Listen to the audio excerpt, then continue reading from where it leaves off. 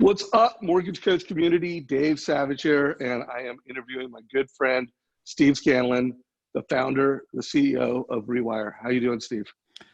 Early morning on Thursday. Great. Well, I always like that about you. You're one of the few guys I know that's like, oh, let's do it early. And early to you is, well, we both get up probably much earlier than this. I get up between 4:30 and 5:30. But you said, let's do it at 7 a.m. So I'm pumped to be doing this interview at 7 a.m. Pacific time, brother. Oh, I am too, Dave. So mortgage coach community, this interview is coming from a conversation Steve and I had, I don't know, probably 4 days ago.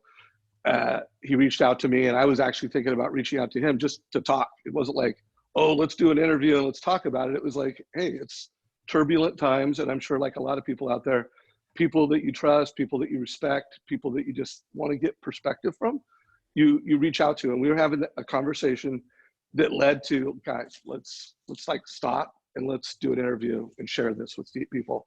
So my framing around the conversation we're going to have is we are in a crisis. You know, like I'm a positive person and I can like, hey, I'm turning this negative into a positive, but we are in a national crisis. We are in an international crisis.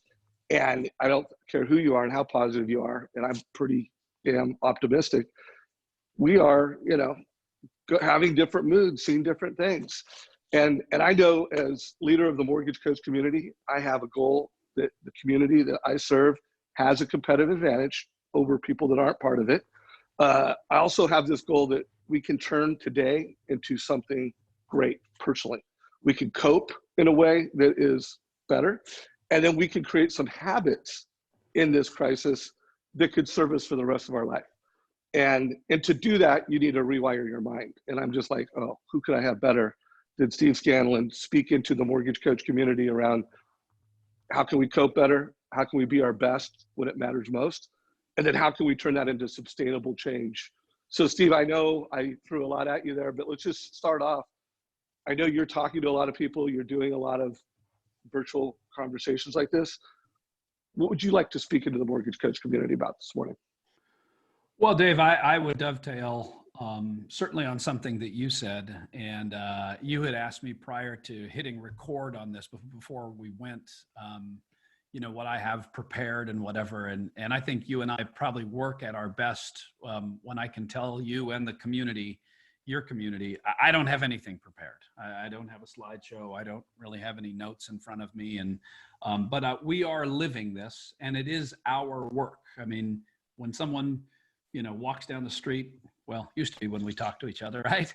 But if I was at the store, whatever, someone says, Steve, what do you do? It just depends on how much time they have to hear about that. But I tell people that primarily I'm a, you know, coach and a consultant in the field of emotional intelligence. Primarily. And, you know, boy, do we need that today, right? So right off the bat, Dave, you reminded me of a quote. It's one of my favorite quotes. If any of my clients are on the phone listening to this, they're rolling their eyes. They're like, okay, here comes this quote again, but I think it's worthy. And this is F. Scott Fitzgerald. F. Scott Fitzgerald, you know, the guy that wrote The Other Side of Midnight and The Great Gatsby, this great author of the 20th century. He said the test of a first-rate intelligence is the ability to hold two opposed ideas in your mind at the same time and retain the ability to function. Therefore, one should be able to see that things are hopeless and be determined to make them otherwise.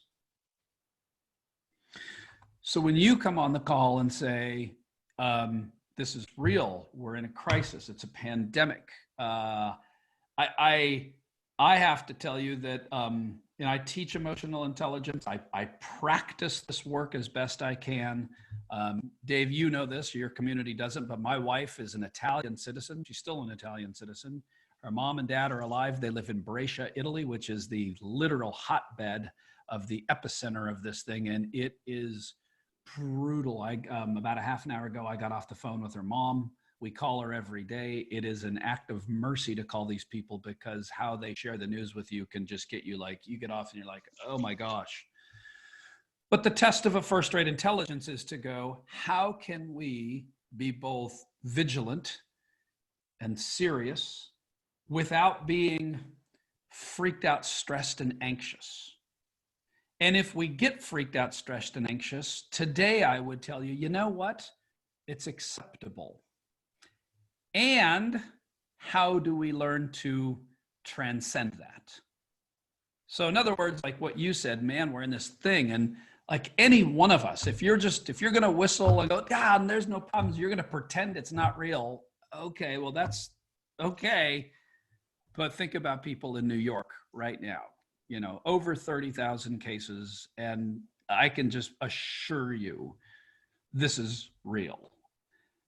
But with all its reality, how do we remain poised and calm? And that's maybe what we can talk about today. And for some people, that's impossible. They feel like it's impossible. Like my manner in which I'm going to demonstrate care and concern for the world is anxiety and stress. And so I want to invite people to learn to relate differently to our stress and anxiety. Because today, Dave, actually going out in the world and telling people, like you can hear coaches saying, here's an idea, don't stress, don't have anxiety. And I actually think that's horrible advice. I do. Hey, have you read the book or heard of the book, It Takes What It Takes by Trevor Moawad? I have heard of it. I've not read it, Dave. Well, he has this term, it's called neutral thinking. And he's like, I never aligned with positive thinking. You want to be negative. Negative has so much power. Neutral thinking is where it's at. And I'm actually, I finished the audiobook. I bought the ebook. I'm loving this book.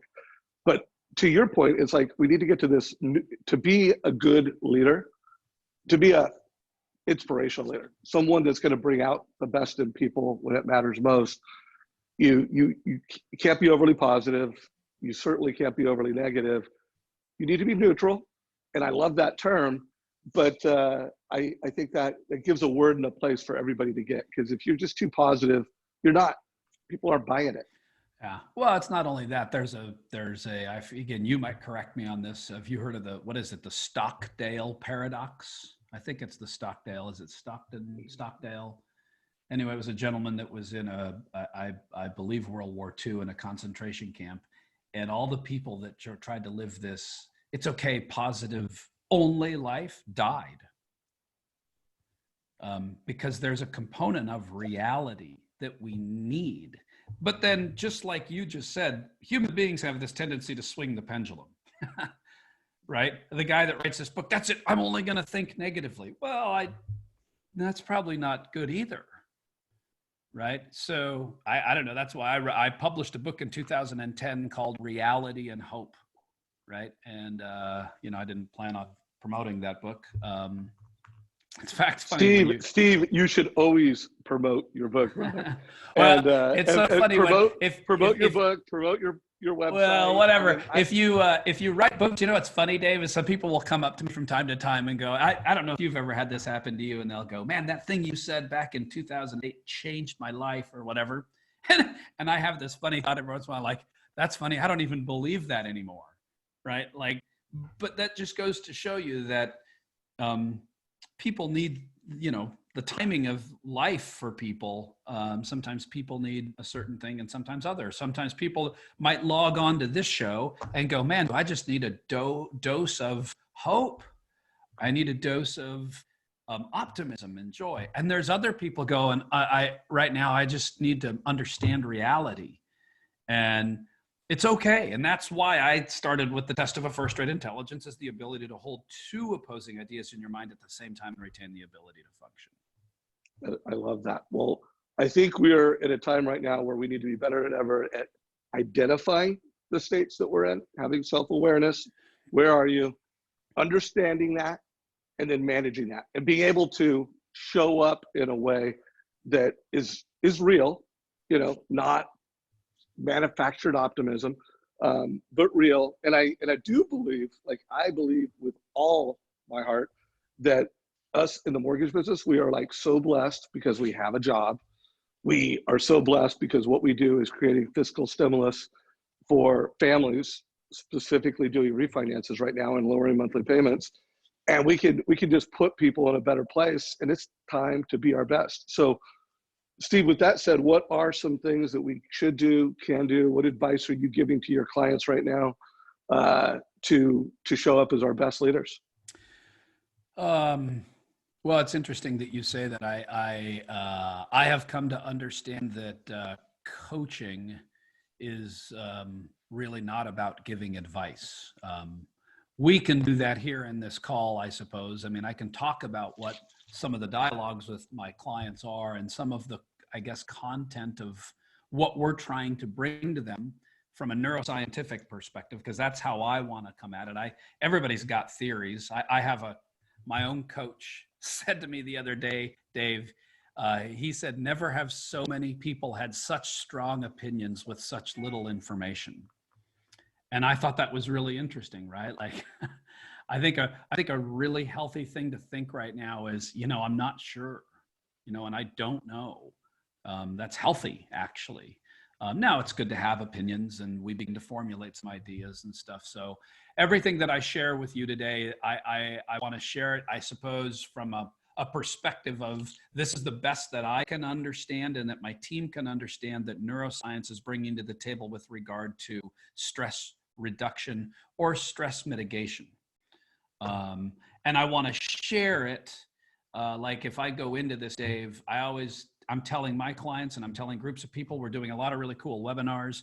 Like I want to share a few things first that educate people on what stress is. I'm not going to stay too long there, because if you use the word stress a bunch of times and educate people too much, it stresses them out, right? Like how ironic is that, right? And so you got multiple cameras going on, dude. Don't worry about it, brother. I got me all worried. So if you don't mind, I'll just a really quick understanding, neurochemical understanding of what stress is. I tell people, go with me on this journey. I won't stay in the darkness for too long, right? If you keep talking about stress and tell people about stress, it just goes dark and you're like, well, what the heck are we doing there? But if we don't go at all, then we might not be educated, right? So I start with a little bit of education, right? The human brain, depending on how you count it, the central nervous system has about 90 neurochemicals, distinguishable neurochemicals. 4 of them are considered your happy chemicals, or neurochemistry that makes you feel good or joyful or peaceful or whatever: serotonin, oxytocin, endorphins, and dopamine.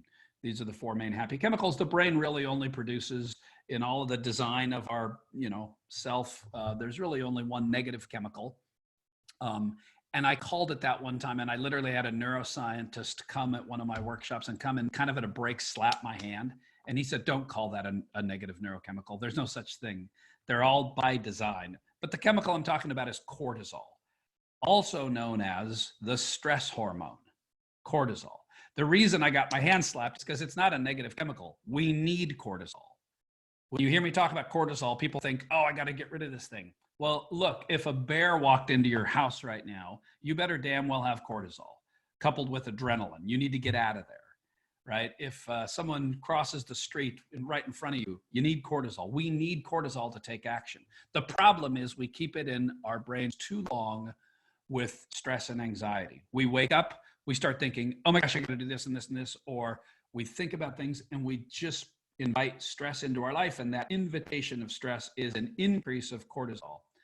So the other day I posted on Facebook, I don't go out there a lot, and I don't even know why, I probably should, but I said something to the effect of, I was trying to be funny, Dave, and around this disease and whatnot, we probably shouldn't do that. That's probably why it didn't land very well. But I found it interesting that cortisol, stress, anxiety, apart from all the other nefarious effects of this that are long-term, and I can list out a few. This is the dark part. But excessive cortisol, and you can go do your own Google research or, take a class at UCLA or whatever on this and figure it out for yourself, but it's out there in information, plentiful. Look up excessive cortisol and weight gain. Look up excessive cortisol and type 2 diabetes. Look up excessive cortisol and cardiovascular disease. Look up excessive cortisol, and the big one these days that we're really studying a lot is early onset dementia and Alzheimer's. These are the long-term effects of us living lives of stress. Okay. And so I like to educate people about that, because something, even your listeners, someone listening today might hear that and go, you know what? It is about time in my life that I learned enough about this to mitigate it and learn how to relate to stress differently. That's the language that I use. Not, you need to get rid of stress and anxiety. I think that's a detrimental thing to tell people. I think better is to invite people to learn how to relate to stress differently. So let's just center on that idea, because I think if we came out of this conversation and people got nothing more than a better ability to identify when they have stress, because I recently did a workshop with Rene Rodriguez, and he did something for the very first time. It was called transformational relaxation. I think it was called something like that. And you went through this, and you probably know exactly what that is. And you're like, yeah, I do that all the time. For me, I did it, first time I did it this way, and I found out that I carry a lot of stress in my jaw and the way I press my tongue on the upper, my roof. And I never realized that, like how much stress, when I am in stress, I carry it in my jaw and there. And just that awareness, like the fact that I became aware of that, has helped me be more intentional. Like, I didn't think I was in stress, but then when I really audited myself, oh, I am in stress, I better go take a walk. Oh, and I've had enough coffee chats with you that I know that stress, one, makes me dumber. I'm not going to be as smart as I need to be my best. And when you and I were doing our prep call, well, not prep call, we were doing our bro sync up call. You made the whole point that it reduces our immunity to things. So why don't you just unpack a little bit about why we need to manage it now, how we can identify it, and how we can do it. Yeah, you just hit the two top things that I think are, I gave you the long-term effects. But I find interesting giving people these long-term effects of stress. Here's an interesting thing. I think people in our culture just kind of go, yeah, whatever. I don't know that we think long-term in terms of awareness. And I will tell you about your thing. I was in a yoga class, I don't know, a couple of years ago. And the instructor in the middle of this class said, now take the tongue off the roof of your mouth. And I was like, what? And I did. And I just loosened my tongue. Weird as that sounds, to just drop your tongue. And my whole body just went, oh. And you will find that oftentimes when we're just listening, oh, rates went like this, and mortgage-backed securities this, and the government's doing this, and the 2 trillion package, we slam our tongue to the roof of our mouth. It's the strangest thing, but when you do that. And Dave, you one day ought to do you can do your own research on how many Americans have some form of temporal mandibular joint disorder, TMJ. A clicking of the jaw. It's tens of millions of people have some form of TMJ, either a light clicking, or sometimes it gets structurally so bad that you have to have surgery. And how many mouthpieces do we have in our country? And I made the point that, if you go see a doctor and you're clicking really bad, the dentist or whatever will go, we can make a mouthpiece for that. And I always ask people, why would they do that? And they say, well, so you don't grind your teeth. And I say, when are you grinding your teeth? And everybody knows that. If you grind your teeth, when does it happen the most? At night when you sleep. Right. So isn't it interesting in our country? I think good dentists should go, let us make you a mouthpiece because we got to help you structurally. And let us schedule you some time at a counselor's office. Right.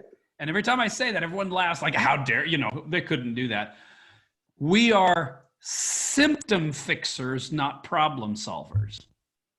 Yeah, that is so right. And so one takeaway, we'll fix the symptom, but we're not going, why are you grinding your teeth at night? And this is why I'm a coach, right? I mean, in counseling and coaching and all these things that help people, because I'm trying to help people with the problem, not just fix the symptom, right? So, it's just removing your tongue from the top of your mouth. And like if you watch runners, sprinters, you'll see them often, like opening their mouth and their jaw to like get loose, get free, So, I mean, those are all good things, obviously. What are some of the things? Well, I don't know if you want to go here yet, but me, I'm going to pull like tactics. Like, what can a mortgage professional do throughout the day You know, what is the Steve Scanlon rewire things to do to kind of jar ourselves out of stress? And if you want to go deeper, go for it. But what are just some little things we can do? Yeah. Well, first of all, you and I have been friends long enough, and I have come to know you, I think, fairly well. In fact, we have to have some humor around the fact, Dave, that your incessant pulling for tactics brings stress to my life, and I just love that about you. Like, Yeah. oh my God, and tactics. I know that about you, and I still do it, even in a public format. Even in a public format. I love it. I have a whole story at the end of, I want you to know, I bring you up. You are now part of my workshops because of a story of one time you asked me, what's the one thing that people take away? And I wasn't prepared for that. And all I could think to say was, you want the one thing? You want it right now? I'll give you the one thing right now so I can just lose all the listeners that hate hearing stuff like this. I'll just tell you, here's the one thing. Learn to suffer. And when I said that, you were like so disappointed. You said, is there another thing you could share with the group? Like that wasn't. So I tell that story because you were like that. You weren't going to let me have That's that not, be the one that thing. is, yeah, come on. That is not good enough. But if we're going to change, even if you're going to listen to this, you bring on all these people. You could bring on someone that's talking specifically to your mortgage community about a specific strategy to get your software out there. How do you use the cost comparison analysis? If they're going to change and actually go do that, the change itself will represent some form of suffering. I'm not talking about suffering like unnecessary suffering or anything like that. I'm just talking about the pain involved in doing anything different. The pain involved, like if you do this, you're not going to be able to do that. And that thing was the habitual thing that you wanted. And you and I have been talking about this for years. You have a software. It's a wonderful software. More people should use it. People sign up for it, and a lot of people sign up and go, yes, I'm going to use it, and don't. A lot of people go, I'm going to go to the gym, and don't. Why? Because new things, we as human beings undervalue the idea that change is a form of suffering, even in small amounts. And if we can learn that, if we can begin to understand that, then the things that you do in your community and all the things, and bring me on and bring other people on, if you were speaking to a group of people like, you know what, I can do that little change and I can bring that little form of suffering into my life, I think we'd get a lot more. You like personally have a lot more traction. And so would I. And I dare say that you do have a lot of traction, but let's be honest, you and I talk about this a lot. And one of your key metrics isn't how many people get the mortgage coach, but how many people use the mortgage coach consistently. And it isn't because they don't think it's great. It isn't because they don't think with their prefrontal cortex that it'll make a difference. It's because emotionally speaking, it actually, to change a habit is a function of some form of difficulty, or I call suffering in life, even in a small way. So we grasp that, our little conversation here could probably be done. Yeah, no, you're right. And it is so true. I mean, the pain of change is the biggest obstacle from the adoption of mortgage coach and everything. And guys, in today's market, a lot of people are having to get over the pain of just seeing themselves on Zoom. And I talk to people that, apologize about their background. I've done interviews with people in their closets, their garages. And here's what I would tell you, guys, it's you and it's good. And just be proud of wherever you're at. You've got a job, you're working. This is how you look. Things that you need to run towards. Have they seen you? I mean, come on, dude. I mean, if you can do it. I know. I tell everybody that. More video, more Zoom. So Steve, I know you didn't come with slides and an outline. I know you came with things that you want to make sure you unpack. And right now, I think my takeaways have been, guys, let's make change, run towards the struggle, run towards the pain. Cortisol is our enemy, but it's our friend if a bear is chasing us. I personally think in today's market, it's just purely our enemy. We need to manage that.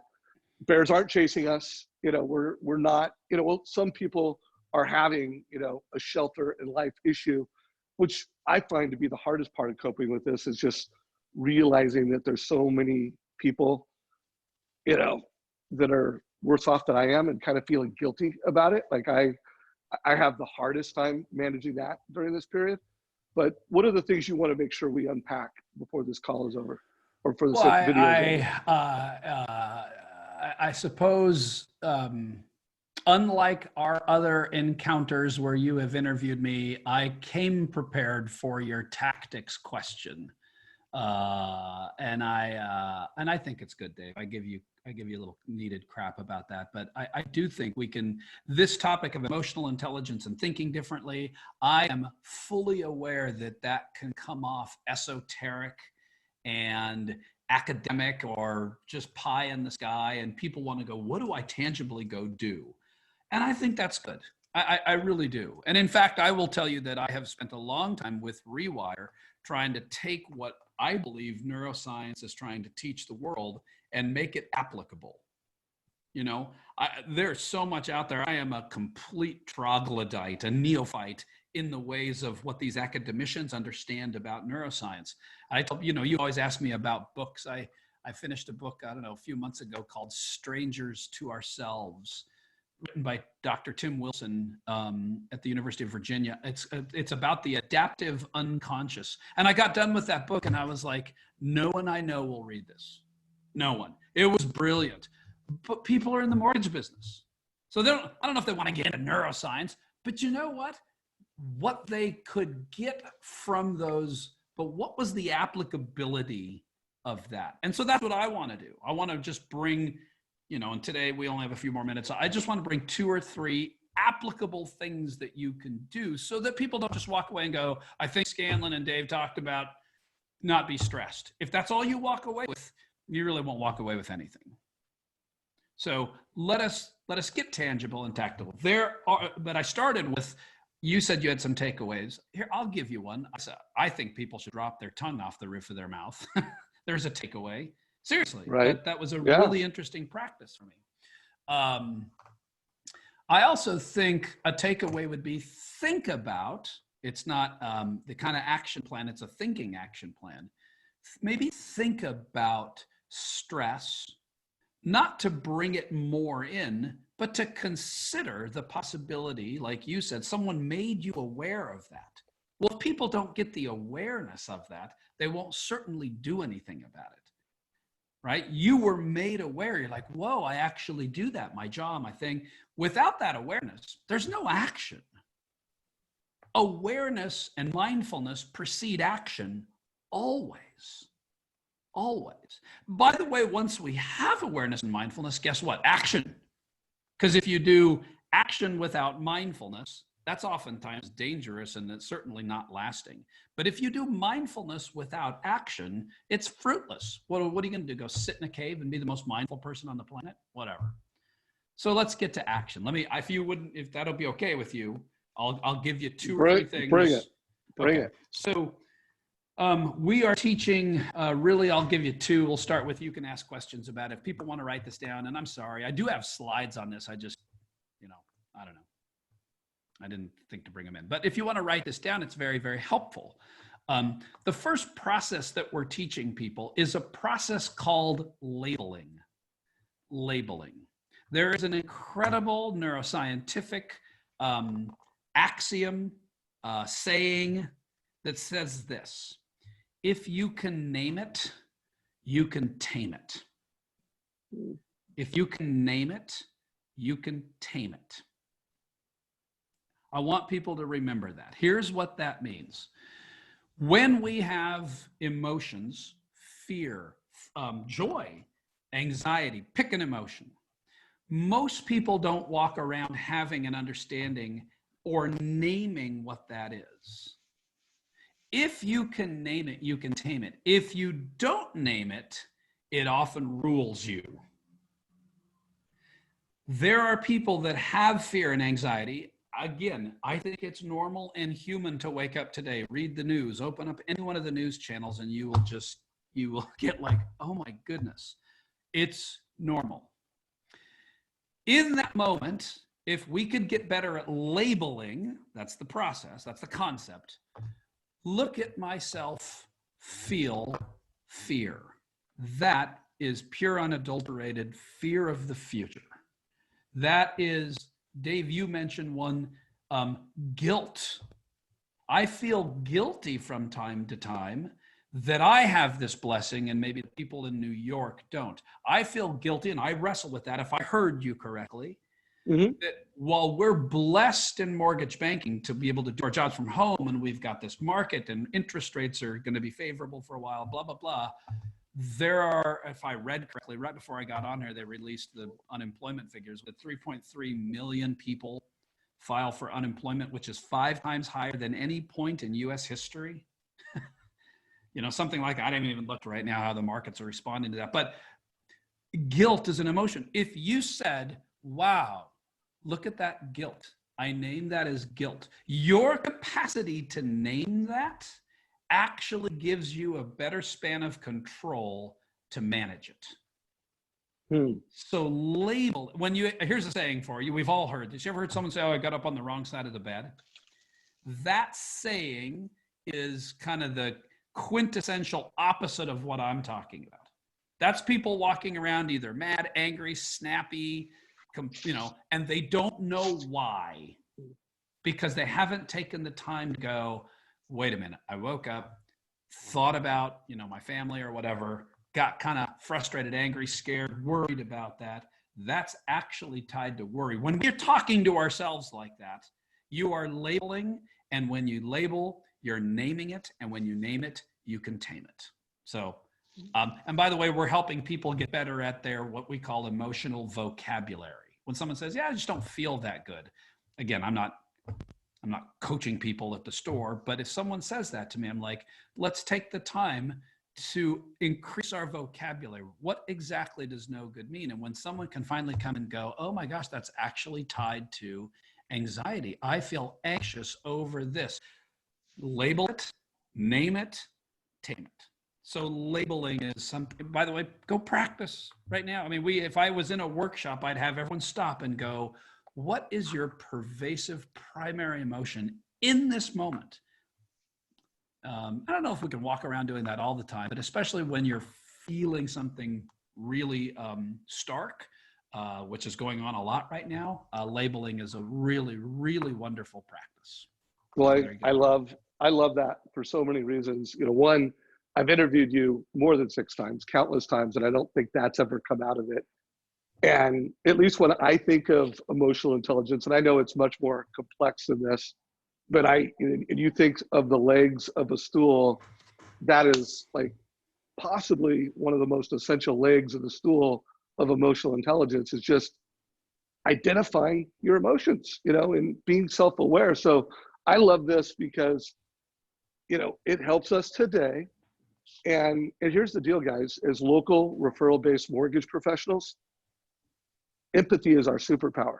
The ability to connect with people in a local geographic way, which in today's market, we're not able to do in the same way that we can. But to use this period that we're going through right now to grow our emotional intelligence, you just heard one of the most important pillars to emotional intelligence is just having the self-awareness of identifying it and understanding it and then managing it. And so I love that, Steve. You've never shared that. I'm definitely not going to forget that quote. I might even make that the title of this interview. If you can name it, you can tame it. Yeah.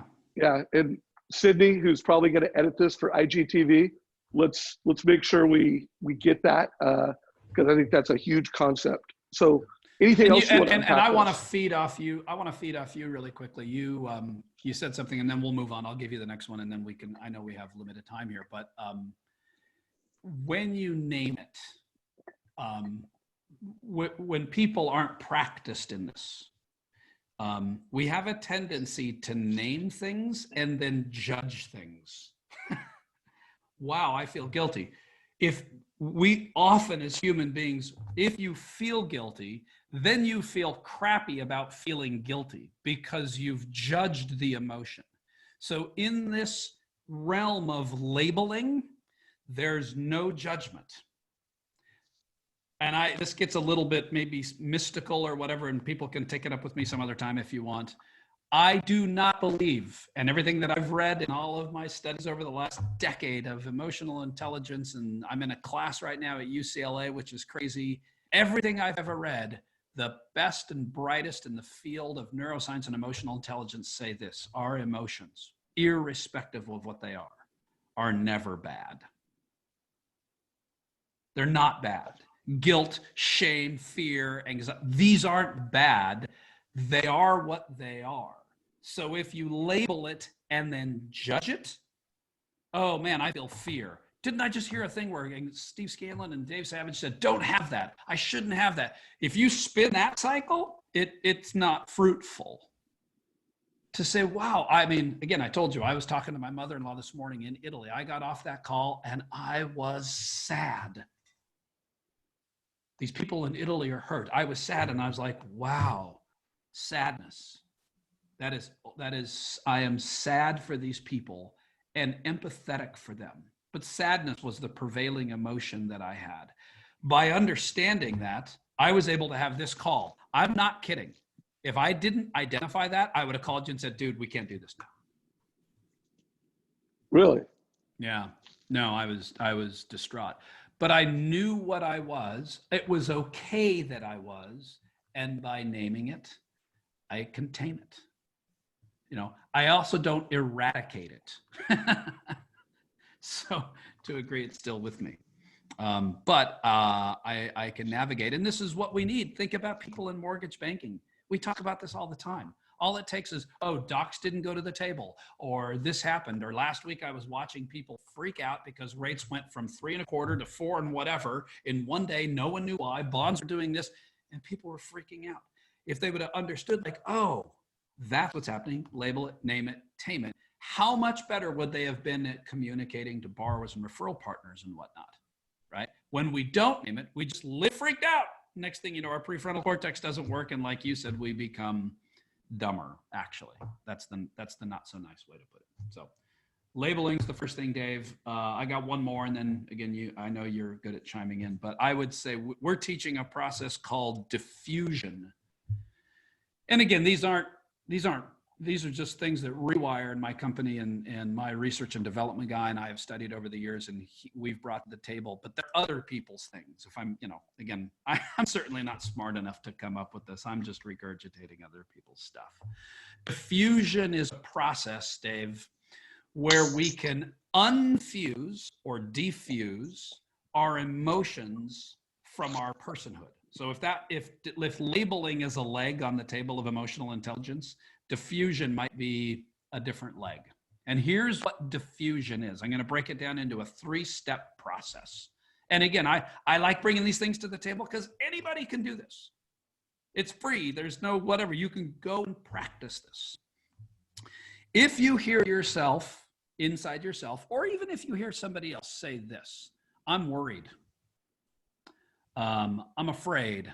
I'm panicked, pick a word. And we'll use negative emotions for now, probably because it does better to bring the point forward. But you've said that. You've said that in the last 3 hours. I'm worried. I'm fearful. We've said that internally. So if you say, I'm worried, may that be a trigger for you. Because the next step, if you can say, I'm worried, you are literally using the verb to be. And anybody who's been to a Tony Robbins thing or whatever, this will sound a little bit like neurolinguistic programming, which, by the way, is a pretty cool field. I'm worried. You are identifying who you are with emotion. I'm worried. And if you are worried, like if who you are is worry, there's very little you can do about that. You will just be worried. So what we teach is people to go, wait a minute, if I can go from I'm worried to I feel worry. Okay, that little step right there, people might not recognize it, but to go from I'm afraid, I'm anxious, I'm worried, I'm whatever, to I feel this. Well, already there's a detaching or a diffusing, you're unfusing the emotion from the person. And then if the third step would just be, if you say, I notice, I feel worried. Then you become a noticer and an observer of your own emotions. And all of the people that work with us at Rewire, all of my coaches, when we have 16 or 17 coaches now, we're all equipped to understand how to help people diffuse. And you cannot know, Dave, how many of our clients come in and my clients come in and go, I noticed I felt anxiety. Way different conversation with regard to the paths that they can take, as opposed to someone in going, I'm anxious. By the way, if my clients keep saying, I'm anxious, I can't coach them. I send them to counseling, right? We need to learn to diffuse that. But when they can say, I notice, I feel this, then there's like, okay, in that noticing, what then can you do about it? And you will find that when you are something and fuse together, there's so little option for you. You just be that. And when you notice that you feel that, the options for, you can think this or feel that. And so you actually broaden and widen your ability to do things when you notice that you feel things. So those are the two things, labeling and diffusion. And you can see they're kind of linked together. And I loved the word that you used, which was awareness. And that's a big part of it. So those are the two things that we're teaching. I think people can practice them a lot. And as we do, I think it's going to allow us to navigate through this season, right? And for me, this is really serious business in the sense that, yes, I want to help people grow their practices and businesses. And you and I certainly have applications for our own businesses today. Labeling and diffusion might be so critical to navigate this pandemic, because you mentioned it. When we can diffuse and all of a sudden lower cortisol, right? I gave you long-term effects of cortisol, and you mentioned the two short ones, right? We'll say them again. The short-term effects are a lower immune system. That's why I was trying to be funny on Facebook, and it didn't come off so well, because that sounds like a Far Side cartoon in my head, right? We're going to worry to the point where we lower our immune system, that we actually get the damn disease that we're worried about. We don't have an immune system to fight the disease. I mean, that was a Far Side cartoon in my head. Like, wait a minute. Let's be vigilant. There's a great saying, Dave, maybe you've heard this saying. Forgive me if this offends anybody. But there's a saying that says, trust in God, but lock your car. I heard that saying, okay, so I've been telling people in that same light, be calm, be poised, practice relating to your emotions differently. Let's reduce stuff and wash your hands. All right. So all this emotional intelligence stuff, the coronavirus doesn't give a hoot about it.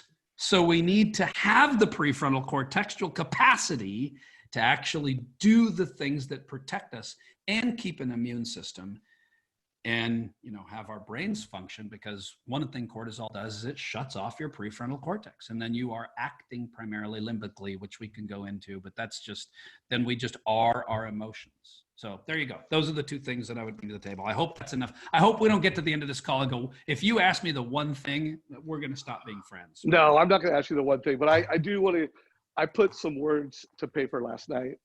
I don't know if it was on Facebook that I saw this from Mike Hardwick, or it was an email that somehow he forwarded to me, but it said, your mind will always believe everything you tell it. Feed it faith, feed it truth, feed it love. So that was, a quote. I saw some wisdom. I resonated it. I liked it. One of my all-time favorite books is The Four Agreements. And sometimes I even listen to it multiple times, just like it's therapy. I just like the guy's voice. I like the way I feel when I listen to it. I mean, it's just, sometimes I listen to it and I'm driving, I'm not even listening. And I had done that yesterday during the day. It's just, one of those books that I was doing for therapy. So anyway, so I wrote the words, I put that as the caption. And then I put, don't take anything personally. Don't make any assumptions. Don't have the wrong conversations with yourself. Space. Always do your best. Always see the light and always be the light. So those are some thoughts that I had last night after seeing that quote, and just kind of the day that I had. And I just kind of put as a reminder for myself. I might post that on LinkedIn tomorrow, but what are your thoughts on that? Because like I have this belief, like I can be anxious, I can see the dark, but I also just have this way I identify myself, you know, and I well, that always all, see the light. yeah, that all started with Mike Hardwick's quote. Mike's a good man, friend of mine, and he's a good guy. It's funny when people have these quotes, and he probably got it from somewhere or whatever. Maybe he made it up. I don't know. That's ancient Hebrew proverb right there. All a person's ways seem right to them. That's a Hebrew proverb. So you asked me a question, what do I think about that? And Dave, you and I don't do these things for me to get into a coaching call with you. And I'm not going to tell you do or don't do that, or I like it or I don't like that. I want to invite you to consider, if you say, don't feed yourself that, don't do this and don't do that. If I repeat that back to you, I'm curious how that lands on you. I mean, it lands on me well, because I just believe in those things. And I think so much of the misery we put ourselves through is taking things personally. And right now we've got enough heavy things coming from the world that, these little things, in my mind, I need that reminder all the time. Again, so this is an encouragement to you and maybe others. It's not for me to say, if you say that lands on me well, then all I can say is great. Well, then do that. If it lands on you well, do that. In general, there is an understanding, and somebody taught me recently, don't use metaphors and analogies of things that people don't do. So I'll give you a golf analogy. Whether people do that or not. But you can understand this, I'm pretty sure. If you're playing golf and you stand up over, you're on a par 3, or you stand up and there's a lake in front of you and you say, don't hit it in the lake, don't hit it in the lake, don't hit it in the lake. I ask everybody, where's that ball going? Yeah, it's going to the lake. Good point. So it's not that I don't mind the reminder. I would encourage you to take all your don'ts and express them to yourself in a positive way. Keep the concept, but maybe lose the negativity. I totally agree. And that, again, bringing back to that book that I talked about, It Takes What It Takes. It talks about the negative is, I think he said 6 or 7 times more powerful than negative or than positive. And if you say something negative, you're increasing the chances that you're going to perpetuate. Well, you can get into all the neuroscience of that. Actually, you're activating the reticular activator, which is the part of your brain. Yeah, no, it makes perfect sense. I'm going to adjust that personal note. I don't want you to lose the concept, and I also don't want your listeners to think we're being Pollyannish. I heard you say, don't do this, don't do that, don't do this. And then you had a couple of positive ones.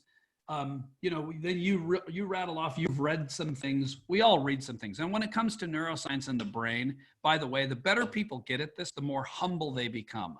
With 100 billion neurons and 10,000 synapses off each neuron, which is 10 to the 15th power, which does not include the synaptic possibilities, which is almost infinite. You can't tell people, this is true. Oh my gosh. Human beings are very, very different things. However, what they can begin to note, and I'll give you this, one, and I know we got to go here fairly quickly. The brain seems to spend, and I've heard different statistics, about 4 times to 5 times as much energy detecting threats than it does seeking reward. That's just a neurobiological fact. People don't like to maybe listen to that, but we are inherently, naturally negative, because our brain spends a lot of time seeking threats. So your quote makes a ton of sense. Don't feed it what it's already looking for. Boom, got it.